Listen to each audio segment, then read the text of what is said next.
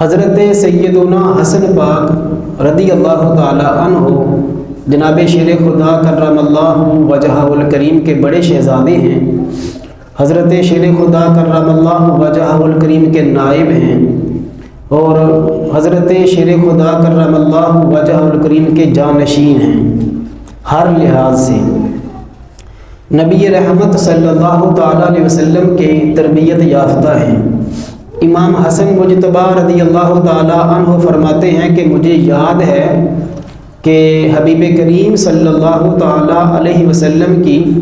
پاک انگلی مبارک پکڑ کر میں جا رہا تھا، تو جب مال غنیمت کے ڈھیر پہ پہنچے تو میں نے ایک کھجور کو اٹھا کر اپنے منہ میں ڈالا، تو نبیوں کے سردار صلی اللہ تعالیٰ علیہ وسلم نے حسن مجتبیٰ فرماتے ہیں کہ میرے منہ میں اپنی انگلی مبارک کو ڈال کر سرکار احمد مجتبیٰ صلی اللہ تعالیٰ علیہ وسلم نے اسے باہر نکال دیا اور فرمایا پیارے بیٹے یاد رکھنا یہ ہمارے لیے جائز نہیں ہے۔